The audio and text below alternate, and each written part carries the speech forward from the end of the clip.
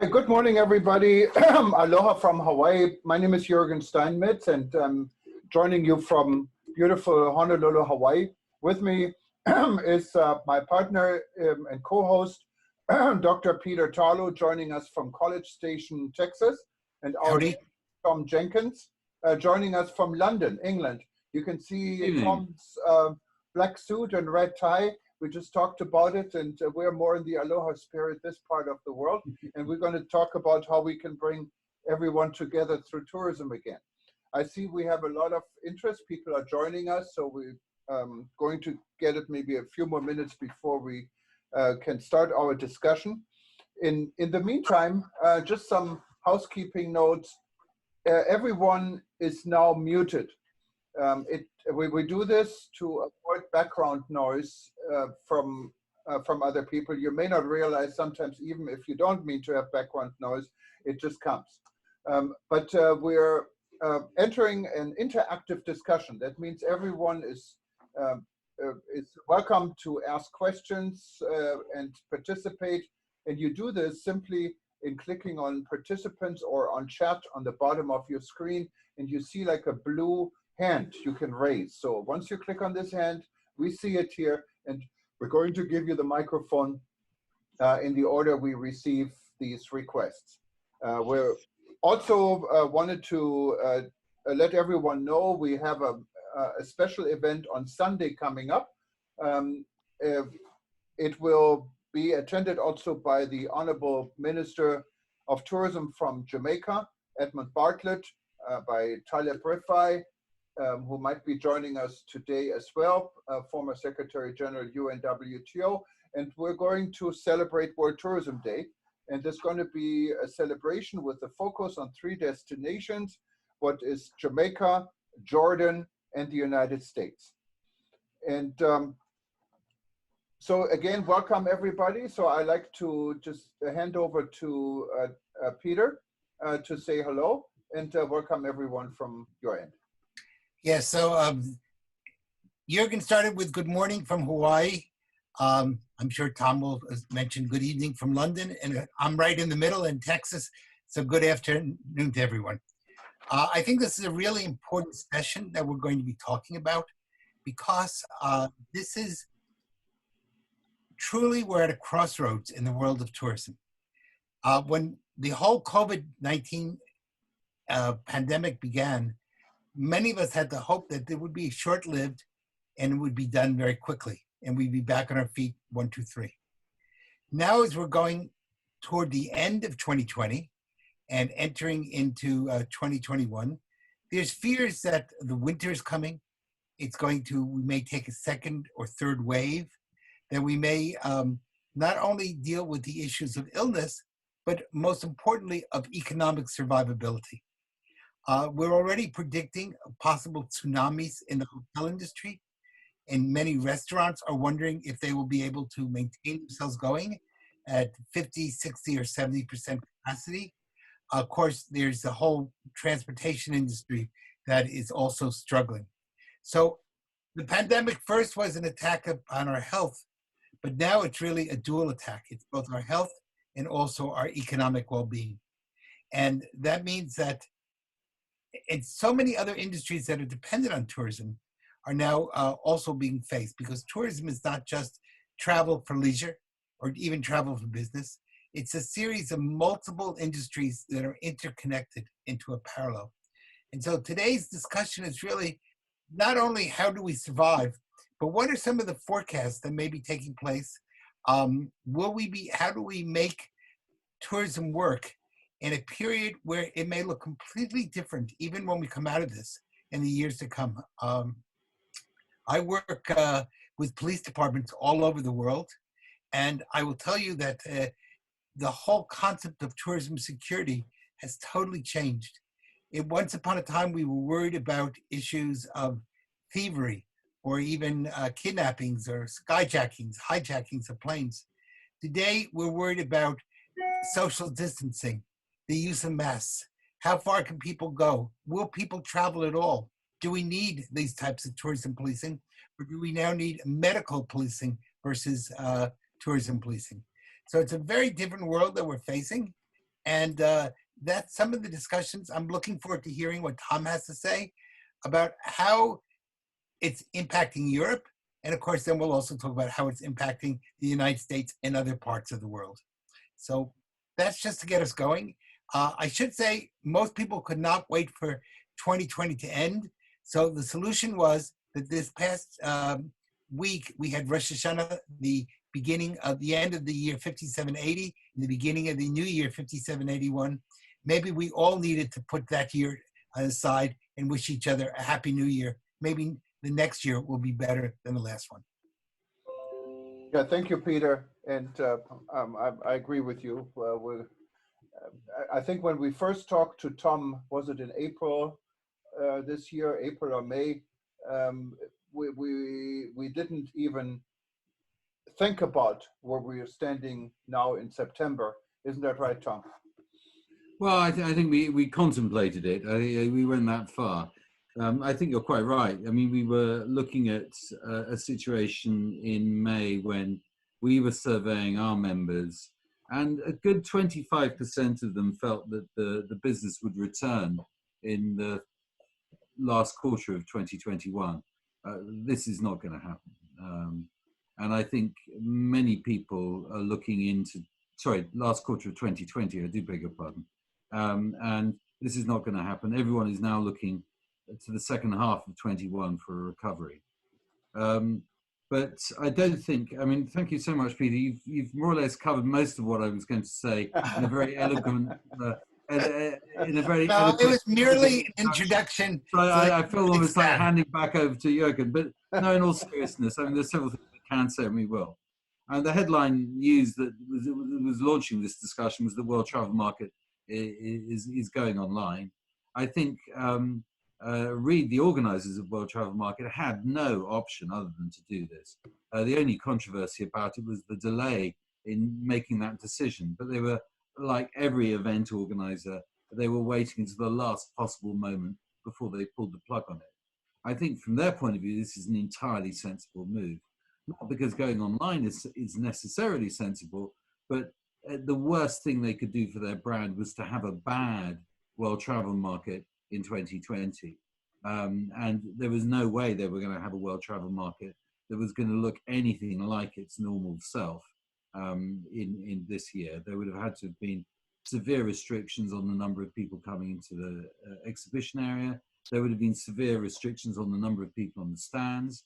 There were severe restrictions on people flying in to come to the UK.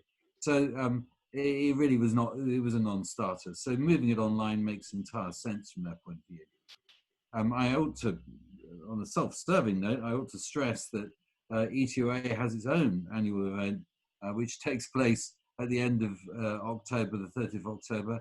That normally has 1,000 participants at it.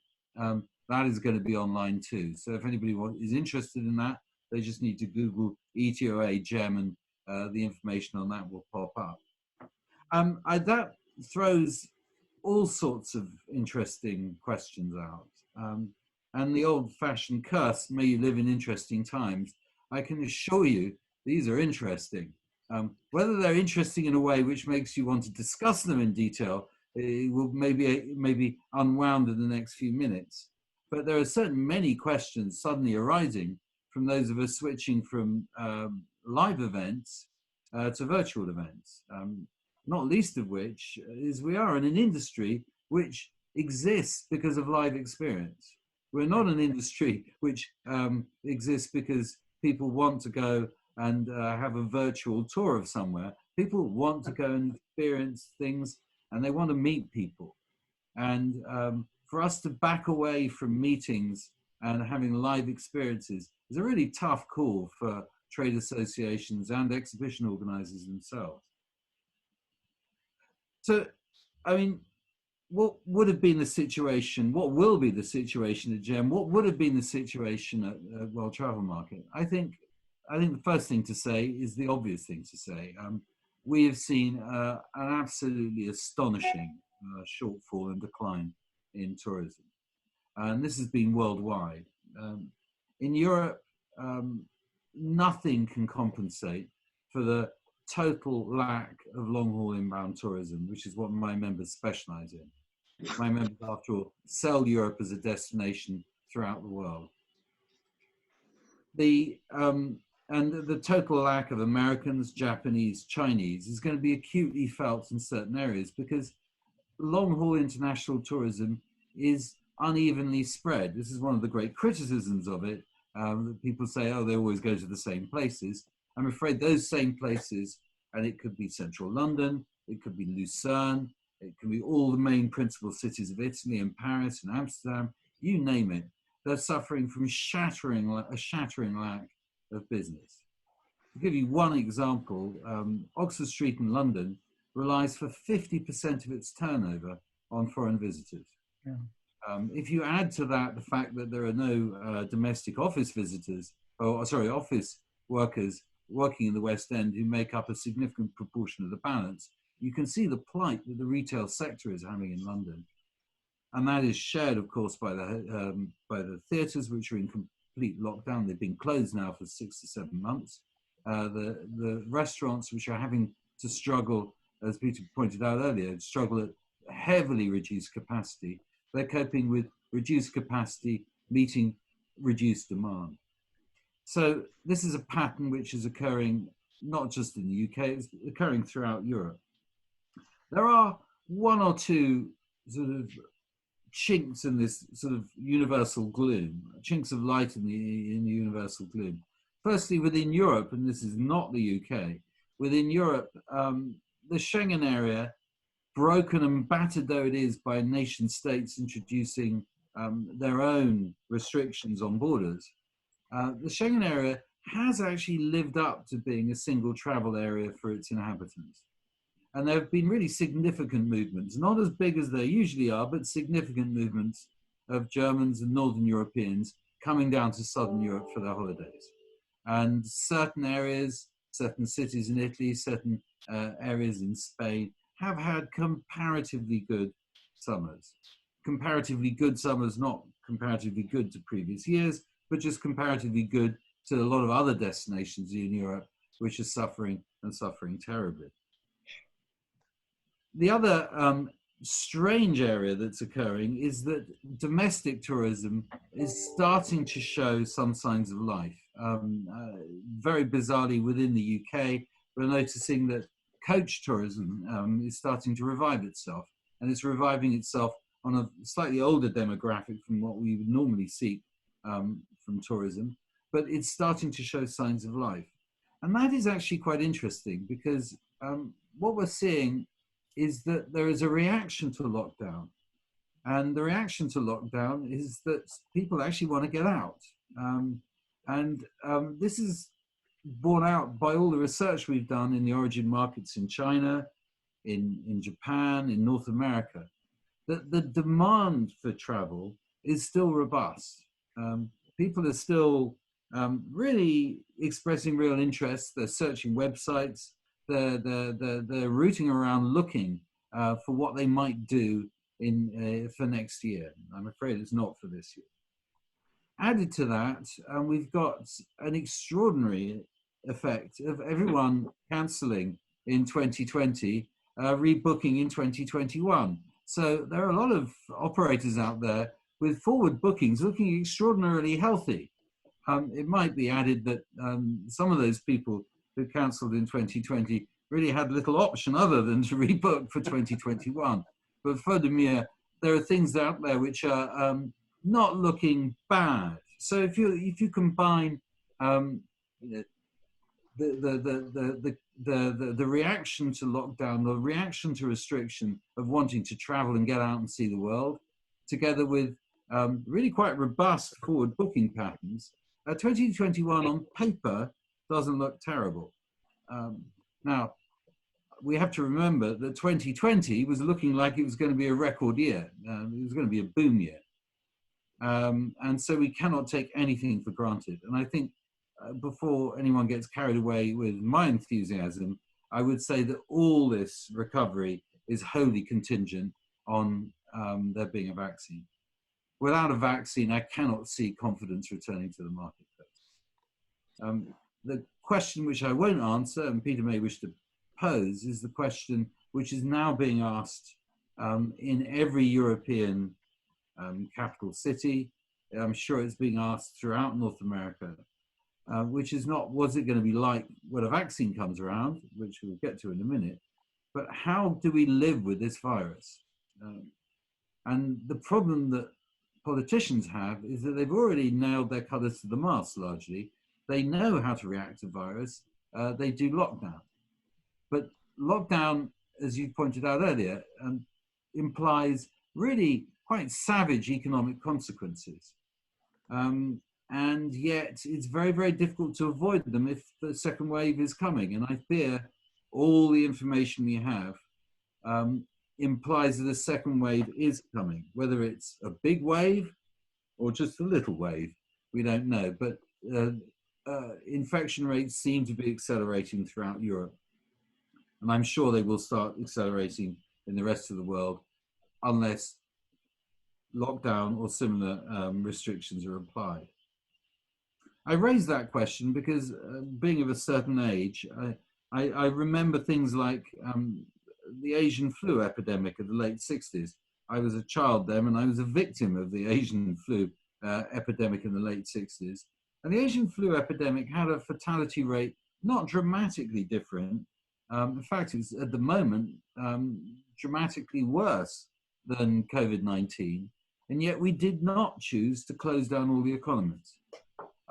People may retort that the economies in the late 60s are very different from the economy of 2020. Yet it's extraordinary how we largely, and I mean by we, Western and indeed global civilizations coped with it and just took it on the chin in comparison to what is happening now. And I think this is a question which will be asked in future months and future years. That's a really important point, Tom, because I think many of the things that have taken place in other periods are now either being expanded or being emphasized in ways we never did before. And we never had a media prior to this in the 1960s or 70s that every day turned this almost into a football game. How many people today have died? You know, you're almost keeping score. So we had the public constantly in a state of fear in a way we were not having in past, they weren't pandemics, they were epidemics, but in past epidemics. So I think your point is essential in the comparison. And therefore we have to think through very carefully, not only the medical side of this and the political side of this, but also the media side of this, and how and what role are media playing in the way that people are now seeing the world. Yeah, well, you're right. You're quite right, and there is a sensational. It's now the news programs now are coronavirus news programs. Yes. It's the principal subject of discussion everywhere, and it's indeed the principal. So we're suddenly making it the principal discussion here. Supposed to be talking about tourism. But I think, Peter, one thing, I'm going to give way to questions because I don't think I don't want to hog things. But firstly, I said that domestic tourism was taking place. I probably re-emphasize in Europe. It was great to see people using the Schengen zone as it was meant to do. I think the next question really is: do you think what is going to be the shape of the recovery? I'm an optimist in this area. I'm quite happy to be told I'm wrong. I think when the recovery comes, I think it's going to be fairly rapid. There are going to be things that are going to stop it happening.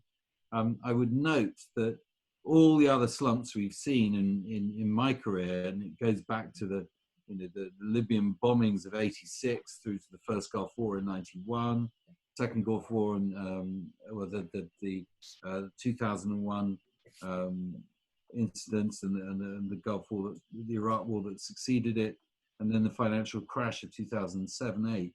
I think all these slumps were obviously nothing like as catastrophic as the one we're going through at the moment. but all of them were led largely by airlines, maintaining their slots, maintaining capacity, and doing what they needed to do to fill their aircraft. Sensational offers. I remember the late Bob Whitley calling me in mid-September 2001, screaming down the phone, someone's put an advertisement in the New York Times, 7 nights Dublin, $399 air inclusive. The guy sold out within 30 minutes. America travels if the price is right. This was a very aggressive response, price-driven response. And I think we would normally expect that to see that in such instances.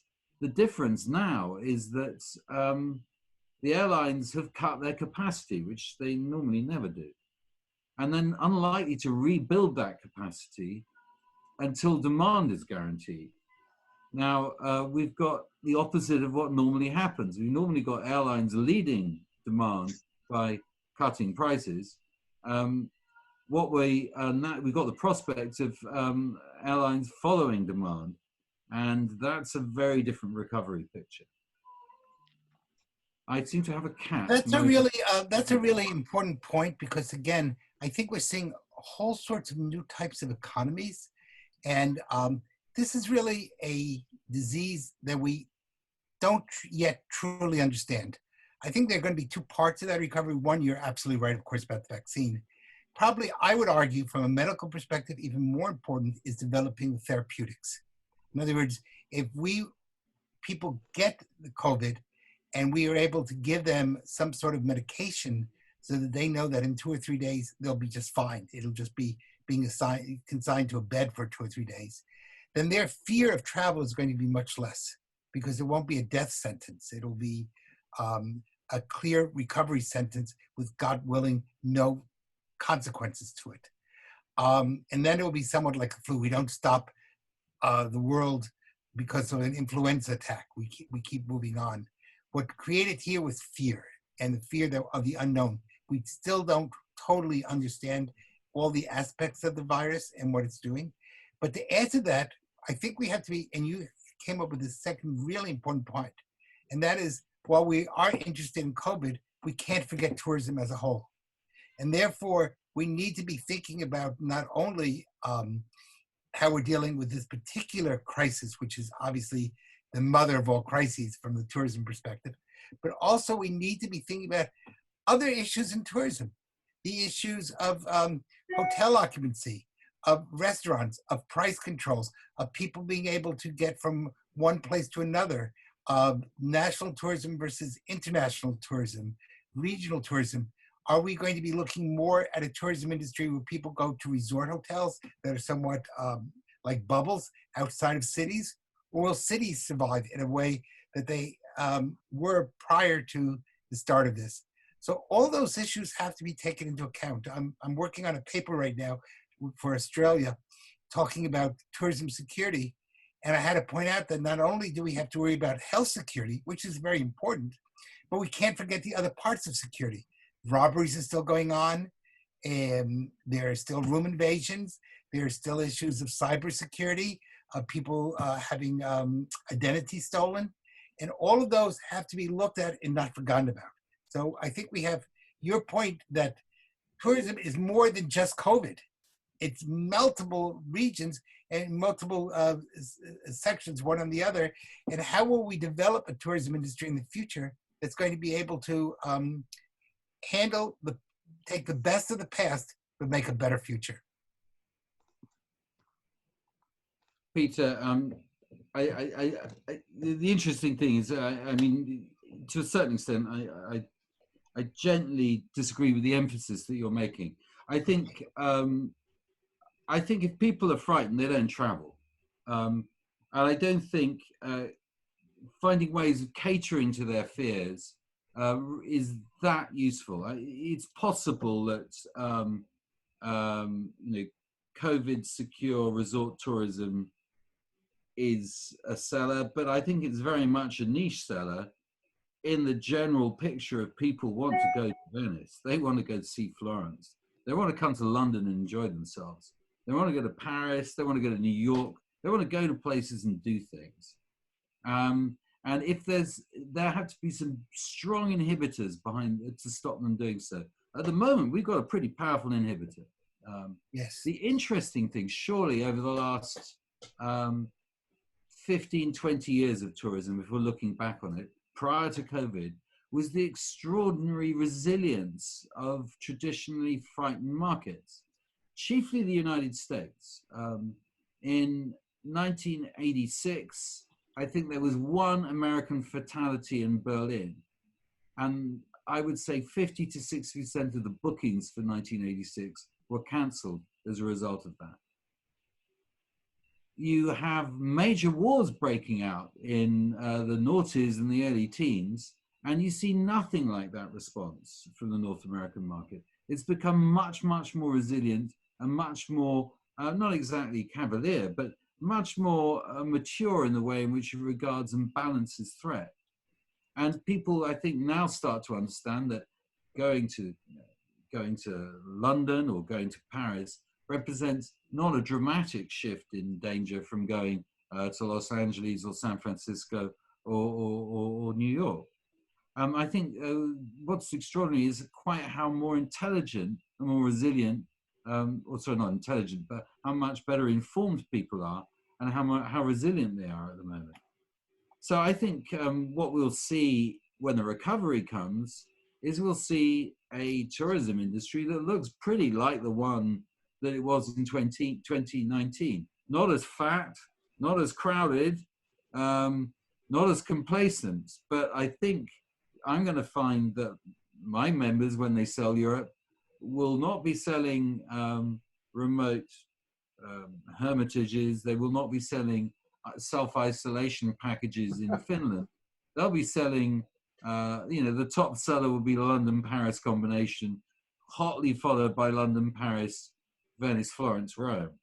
The Chinese will come back and they will, I am sure, go shopping in Lucerne again. I am certain that the queues will be forming outside the Louis Vuitton shop in Paris. I think things will start to get back, and the things that appeal, the things that motivate people to travel will remain because they're eternal. And if you want to go and be isolated, if you want to go and be sure and safe and secure, home can always provide these things. That's not what travel's there for. Tom, if you look at the recent development, and this is now before we're thinking we're getting into a cold season in some parts of the world and it's going to get worse. But if you look now even at the numbers in the UK and in the rest of Europe, in the United States, it appears that the number of infections may go up, but the number of fatalities stay pretty solid. Is this an indication that maybe the medical world is getting a handle of it? Is this also an indication that we should maintain or we should reintroduce open borders? I know WTTC, Gloria, has talked about open borders and facilitating travel. Right now, open borders may exist in parts of the Schengen countries, but it doesn't exist, not even between North America and Europe. Well, I think, it's wrong. I wouldn't. What you're doing is you're quite rightly raising the news at the moment that the infection rates are going up. Fatality rates are going to lag infection rate increases by 2 to 3 weeks. It's the nature of the exercise. So we won't know if the fatality rate is improving, if I can use that phrase, for at least another 20 to 25 days. The open question is, should they open borders? Because does an open border lead to increased infection? And the difficulty with opening borders, from our point of view, is it's a very obvious popular move for a government to make. The UK famously kept their borders open right the way through the infection surge of April, May, and they closed them in June. And they closed them in June in reality because the Home Office decided that the cephalological research, they were doing focus groups, discovered that it was the sort of gesture people thought the government ought to be doing. And so they did it. They thought it would make them popular. There was very little evidence that having open borders led to increased infections. There's a counter argument emerging in Germany, which is simply to say that they did a survey of new infections in Germany in August. And there's no doubt that there was a higher infection rate amongst those people who travel abroad. The difficulty is that it was actually a very particular type of visits that these people were doing. And what they were almost invariably doing was going home to Serbia, going home to Turkey, and taking part in big family gatherings in these locations, and then returning to Germany. I think that, with one exception of a rave that took place in former Yugoslavia, not Serbia, virtually no other tourists brought back any diseases. But this was enough to trigger real caution on behalf of the German authorities. It's tough. It's really tough because you're dealing with governments who are panicking. You're dealing with governments coping with crises that they've never confronted before. They feel terribly exposed, and they know they're going to make mistakes. And they're going to, but if in doubt, they'll be restrictive. And I'm afraid it's a testimony to the comparative weakness of the travel lobby that we are going to be number one on the hit list if they feel they need to make a spectacular gesture. And that's what's going to happen. I think I just wanted to I'm sorry.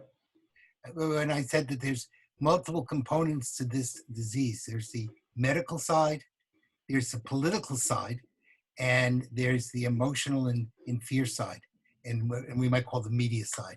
So I think what was spoken about now by Tom, that the Foreign Office made a decision not necessarily on medical reasons, but more on political reasons. It would be popular or believed to be popular with the public.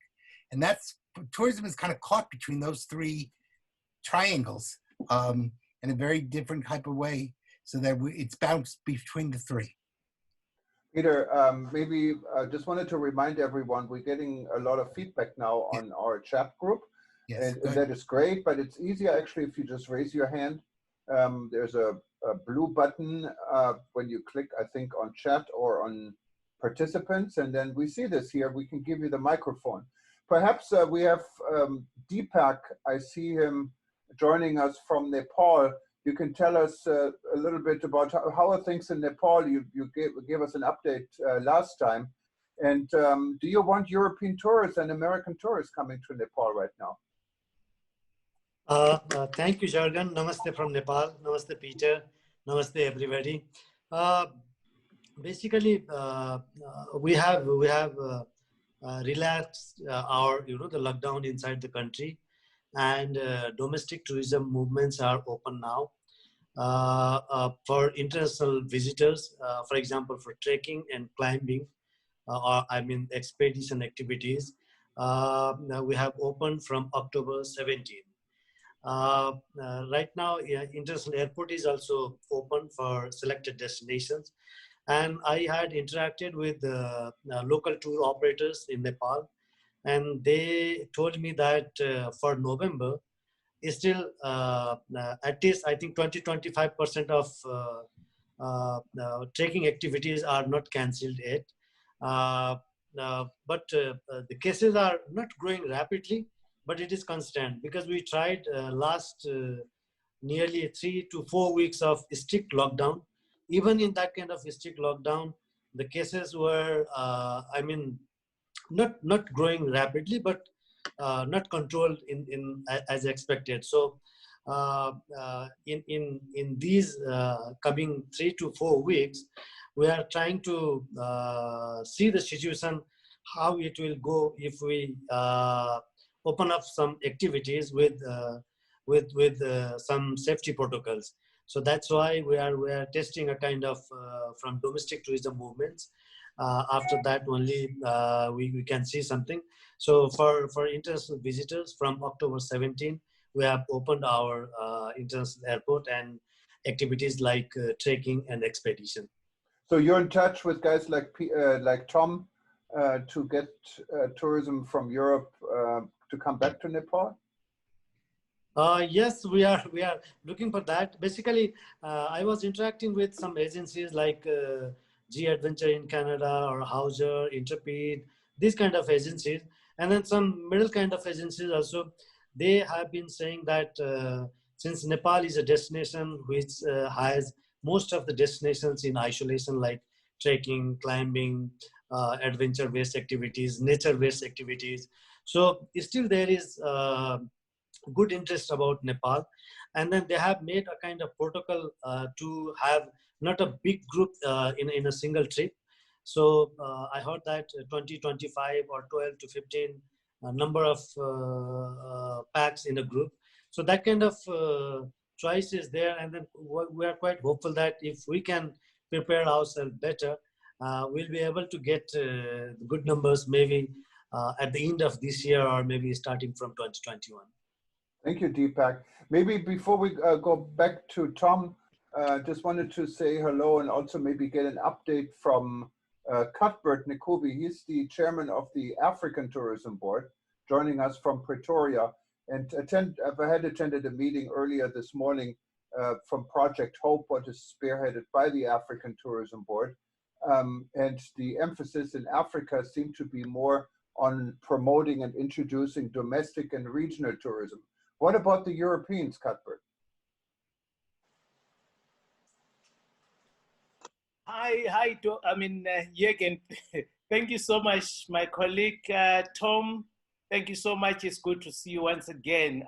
Yes, look, it is very necessary for us to start with our domestic tourism, which has to be the emphasis before the global community they are able to travel. Like now, I'm told that with the second wave, especially that is hitting Europe, right, it will definitely take time for our international travel to start focusing on the African soul. But our emphasis is to say, let's appreciate our domestic populace, let's appreciate our intra-Africa travel that will then work towards the activation of our global communities. We are looking forward for receiving, of course, Europe and Asia as well, so that they can come and segment our efforts within the continent.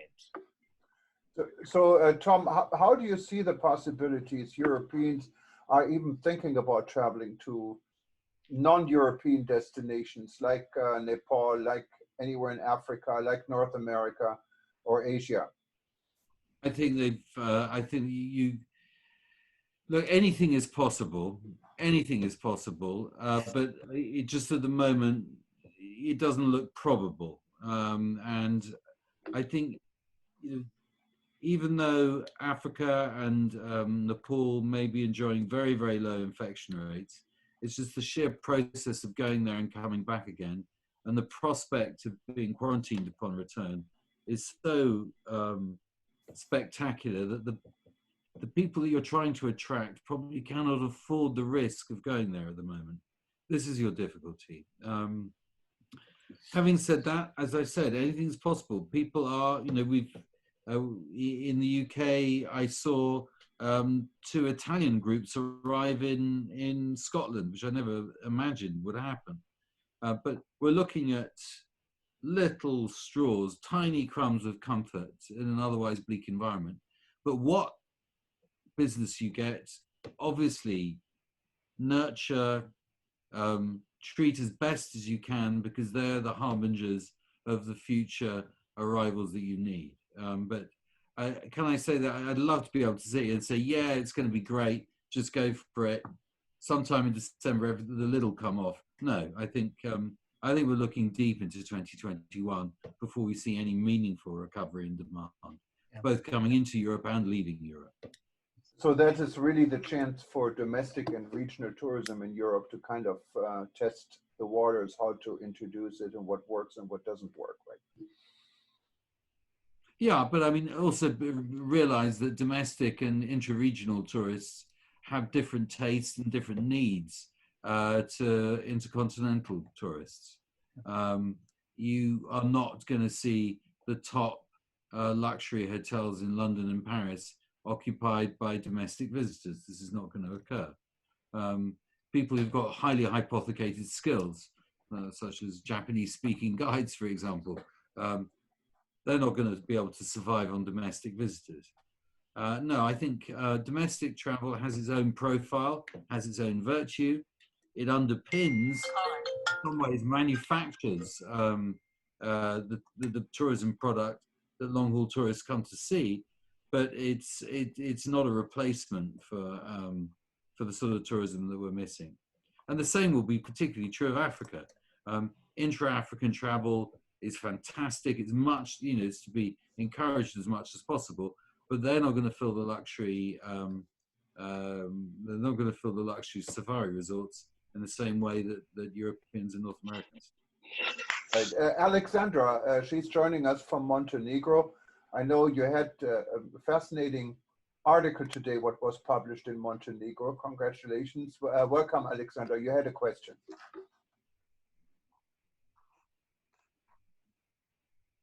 Alexandra, I think you have to unmute yourself.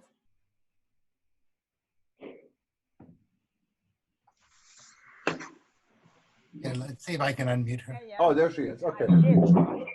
Okay, can you hear me? Yeah. Yes, we can hear you. Thank you, Jürgen. Yes, I did have an article, and it was, I would say, good enough. Good, actually, not the article, but the topic, actually. So my question is, and I would like to have Mr. Tom's view on this matter. We know that there are no safe destinations in the world. There are only safer destinations, which guys from Rebuilding Travel are teaching us, and I agree with that. So I wonder, can destinations be branded as with whatever seal, safer travels seal or safer tourism seal, if they are in the red zone, like Montenegro? Okay, because we have a very huge rate of infection. We don't have tourists at all, and we started promoting ourselves as a safe travel destination. So I would like to have your views on that. Well, look, can I just say you've got to do what you can, and I salute your success at being safe, and I salute your enterprise marketing yourself as being a safer destination. Will this really cut the mustard? The first thing you've got to do is persuade the governments who are imposing quarantine restrictions and issuing recommendations that this is the case. Once you've done that, well, I mean, all I can say is good luck. My instinct is that being safe is not the motivation for travel. That you are a fantastic destination to go to, one of the great undiscovered gems of the Adriatic, that is a reason to go to Montenegro. That it's safe, as I said, if people are interested in being safe, home seems pretty safe. Home is not like Montenegro. You've got something unique there that you need to put in front of people. The safety of your destination, I think, is a secondary point. Yeah, okay, but is it moral to promote it as a safe destination if it is the most infected country in the region at the moment and 25th infected in the world? So is it moral to do it? You're talking about morality and tourism. I'm one of those people who think that tourism is splendid in its amorality. I'm not the best person to talk about morality in tourism because I start wandering off down bylines. I think if you're saying other people are not playing the game properly, well, I'd be sympathetic, but I would shrug. That's a short answer. Okay, thank you. But I think that the question you raised is a really important question, because there is a big difference between saying we're doing everything we can to try to make you safe and saying you are safe.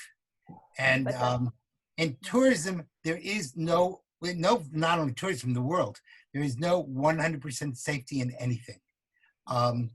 we can say you have a very high probability of being safe, but to say that you are absolutely safe just does not exist.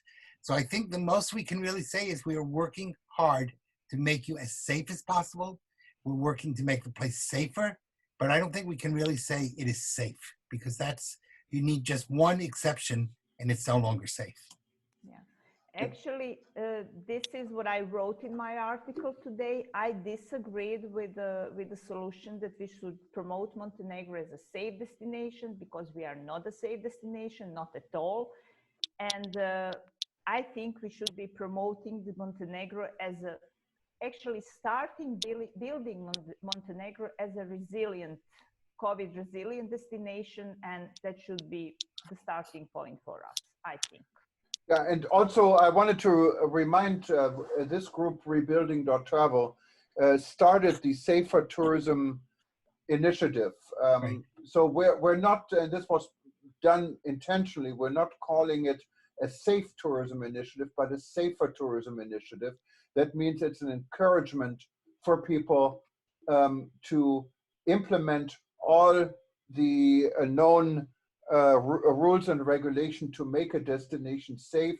And it's a conversation between the traveler who can actually be part of this commitment, and the supplier who can then again say, okay, we do everything we can to keep our destination as clean, as safe as possible. And that's why we think you should look at us, maybe looking more at someone who doesn't say this. And so you can actually see who has responded to this so far. It's on safertourismseal.com. And with the Safer Tourism Seal, we just introduced the Safer Tourism International Hall of Heroes.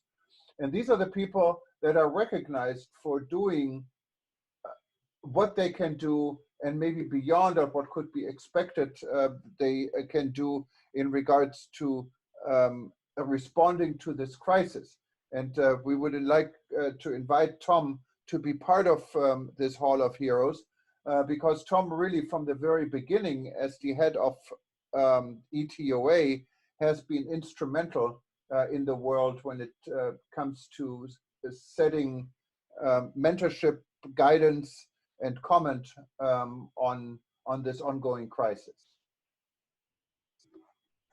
Well, Tom is thinking we might mention today that Uganda did pass all their self-assessments and other work, and that they will be awarded the Safer Tourism Seal by the end of, hopefully by the end of the week. Yes.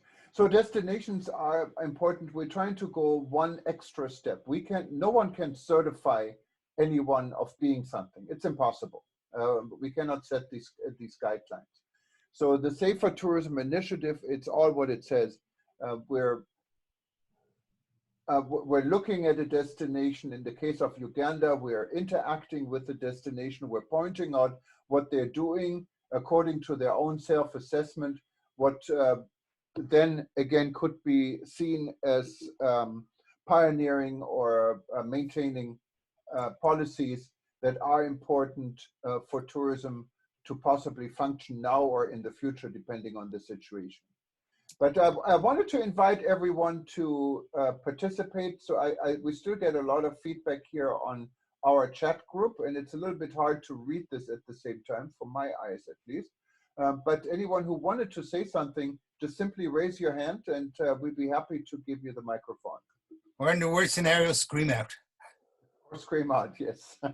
Jürgen, can I just make another point? It does occur to me. I think, you learn something from crises like these. One of the merrier things is this has certainly put the over-tourism debate into a different category of relevance. I think just as importantly, in fact, more importantly, I think now is the time for intermediaries, and I am at core, or was originally a tour operators association. This is the time when intermediaries really start to show their worth. As intermediaries, they're often told they're not needed, particularly when things are booming. Now they're needed. Intermediaries add value, but they add the most value by delivering clients where clients are necessary. And they can sell destinations like nobody else. That's what they do. That's how they add value. And this is the time for intermediaries to come into their own. So, you know, if you're there, sorry about this. If you're there, intermediaries, you know, Montenegro needs you. People need you. You're wanted. There's lots to do at the moment. Plenty of eager clients, plenty of willing destinations. All you need is the green light from the authorities and a vaccine, and we hit go. Thank you. Thank you. I think, Peter, you were saying something. No, I was just, I was at the moment congratulating Uganda. Again, I think the real issue is not that you've created a perfectly safe location, but rather the location is constantly working to make itself safer. And there's a big difference. And that means that you understand that there is risk, there will always be risk. And because this is a fast moving reality world, we have to come up with a situation where you reevaluate on a consistent basis. So you cannot say, okay, I've developed safety and now it's over. And that means a lot of things. It means the safety of the airplane, the safety of the terminal getting on the plane, the safety of the terminal after you get off the plane and you've gotten your luggage, the safety of the hotel, the safety of the car or transport that's getting you into the hotel. How many people are you with? Is it a group tour or an individual tour? So each one of those are very unique aspects. And there's not a general list that we can say, okay, now I'm good to go. Rather, this is an ongoing process that has to be worked at on a regular basis. Someone, Jack, Sophie's computer is not working very well, but he wrote to me and asked me to ask the question, how do we press governments to keep hand luggage controls safe? So I don't know if so this is not my question, but I'm actually just reading his question for him. And anyone have a comment on that? So what he's really concerned about is the whole question of hand luggage and keeping it safe. I don't think he's referring to check luggage as much as hand luggage. And it may be the silence may be saying that we really just don't know.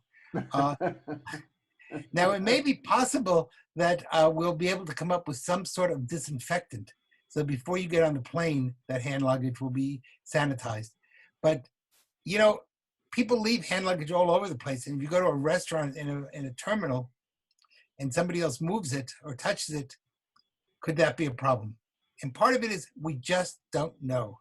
And I think we have to not be so arrogant to believe that we know every aspect of the illness, because it's mutating and changing. It's not just a consistent 2 + 2 = 4. Right. Yep. So I got it that he was worried about the welfare of the hand luggage. Yes. But no, I think you've answered that question as well as I could, Peter. Yeah. And there is there's an interesting comment a little bit earlier from Michael Binder in Austria.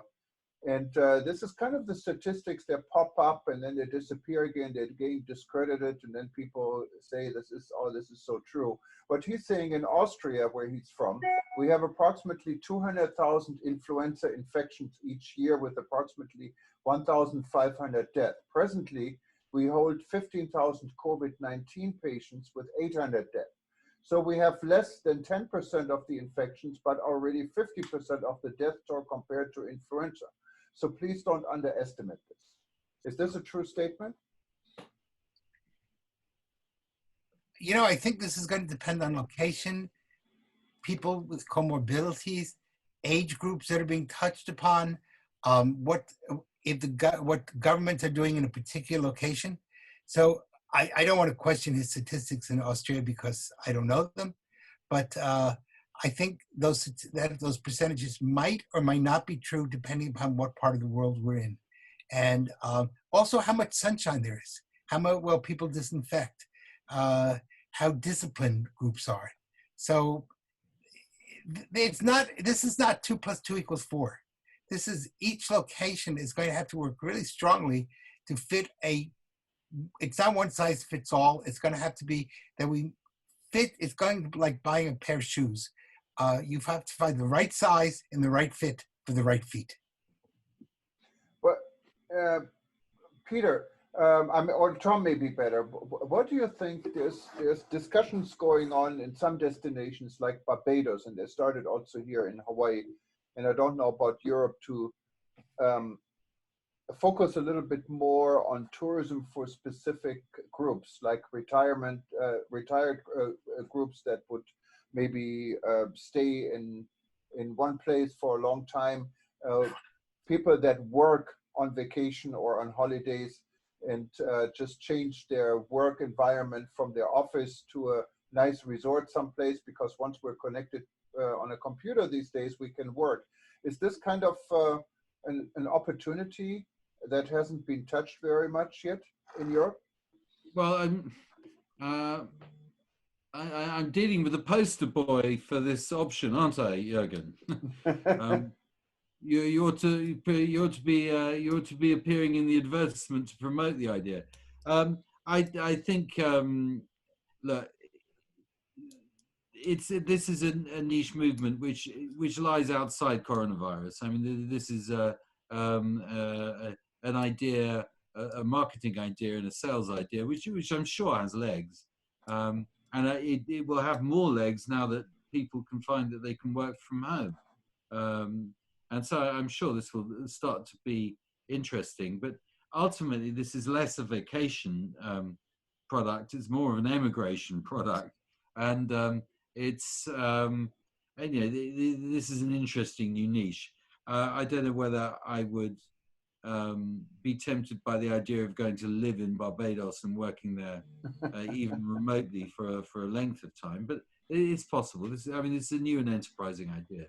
All they can do maybe is in the middle of a cold winter, you might. The idea is also kind of based, and I think to support what Tom's saying, most of these ideas come with some sort of long-term residency papers or work permission papers. In other words, you're not going for a one-week vacation in a hotel. You're going for a long period of time. And that means that you have some legal issues to get through, etc. Now, governments want these people to come, so that is happening, but it's a very different type of world. I'd like to go back for a second to where Tom began, and that is the whole concept of tourism. Because it seems to me what we're really selling, more importantly than anything else, is memory. The people having experiences and memories to take home. And if we are substituting that with Zoom, I'm not sure how many memories you have. I mean, you could take a online tour of some building in London or Paris or Rome or wherever it happens to be, and you've seen the pictures, but I don't think you have the memories. And therefore, I think that's the part that really, no matter how good we get online or virtual reality to be, it doesn't take the place of the experience, the tasting of it, the smelling of it, the feeling of it, the interacting of it, and the serendipitous relationships that are developed because of it. Because a good part of tourism, especially leisure tourism, is to meet people that you didn't expect to meet and to have serendipitous experiences that you might never have had. And in the world of virtual reality, there are no serendipitous experiences. So that's something I think really is, well, that may be the key to tourism's renaissance again, the human factor. That's so important, because you can replace meetings and have them virtual. You can have a world tourism market in your living room or in your bedroom, but it's definitely not the same as being in London and miss out on all this fun what you usually have in a city and meeting people personally. And we have to get back to this, and I think we're all striving to get back to this. We're eager to get back to this. I can say I'm now on this island, stuck here on this rock, and I don't say Hawaii is just a rock. It's a beautiful place, but I had a little bit enough of this beautiful place since March, not going anywhere. I want to see other beautiful places in the world, And I think we all need to work together and get there. It's not all an economic issue. It's also a mental issue. You know, people just need to travel. It's just in many people's genes. I can tell when I talk about people I know, we're all desperate to travel. I think Mario had a quick question. Mario is based in Rome, Italy. Mario, what's your question? Good morning. Or good evening, better for you. Hi, everybody. Yes, the leaving behind the problem regarding the travel economy in Italy, which is very bad, there's no point to talk about. I would like to know your views regarding the travel marts. TTG Rimini will be on next 14 October live, and Chengdu is travel mart is in China is on now. How do you conciliate? I mean, what's going on? Everybody is running away from China. Nevertheless, now a travel mart is open, attracting a lot of people, maybe domestic, but maybe Asian. And ETG Rimini, Italy, also, I mean, the country is not in a good shape regarding the sanity. Nevertheless, they are open to the public now. How would you explain this? Thank you. Thanks, Mario. And the short answer is that Italy, which obviously was the start of the coronavirus epidemic in Europe, has coped with it remarkably well. And everybody I know who has been dealing with Italy in the last 6 or 7 weeks has been congratulating Italy on how well and how gracefully and how, if I may say, surprisingly, everyone is conforming to social distancing laws. Everyone is wearing masks, and everyone is doing this with considerably good grace. All I can say to Rimini is good luck. I mean, if they can do it, well done. But I think, if I may just react slightly less to your question, more to Jürgen's statement, I said at the beginning that we live as, for live experiences. There are real benefits for doing online meetings. We are having an event as I speak now. This one could only take place using the machinery that we've got and that we're using now. When I'm running my workshop at the end of October, which I will have buyers dialing in from China, I will have buyers dialing in from the West Coast of America, from the East Coast of America, and from India. From throughout the globe, we're going to be able to source people who can sell product. Now, this, every year when I normally do that event, I have 250 people coming in, but I have nothing like that geographical reach. And the efficiency of a good online system means you can process 50 appointments a day. I mean, this is really tough to do within a live environment. I'm not saying live is going to die. I'm just saying, there's some real benefits from the online products which are now coming on stream. How can I explain Rimini taking place? I can't. I would just say, if it's taking place, I wish it all the luck in the world. And same with Chengdu. Thank you. And Tom, and if you really see, like the world travel market, I love to run around from one end to the hall to the next and have like one meeting every hour.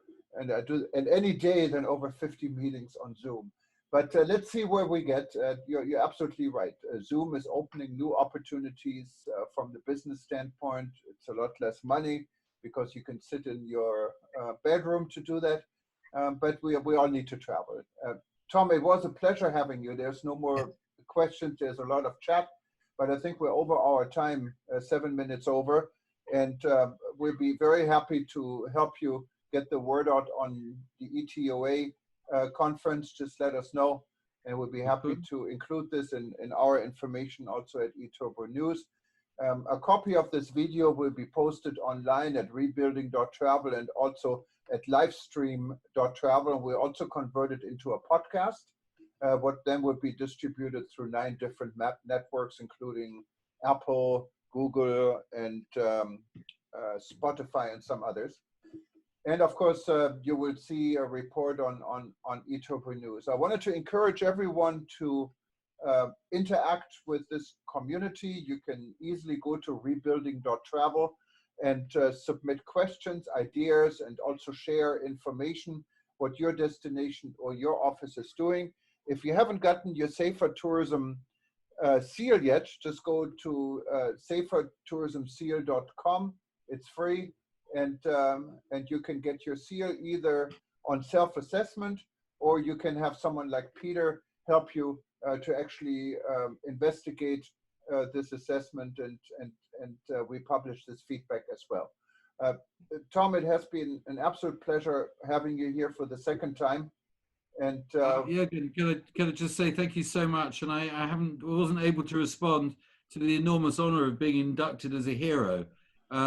I don't think I've ever been described as a hero before, and I think of several Olympic boosters, local guiding cartels, and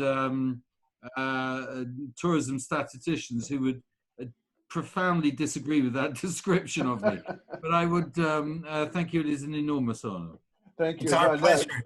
We want you to be the hero, and you are a hero. I mean, seriously, you've been there from the very beginning. You haven't lost your mind yet. You're still there, and you're still dressed up. I've lost my hair. Well, after this year of tourism, I think most people have lost their hair. No, I don't think that's, I think you may be the norm and not the exception.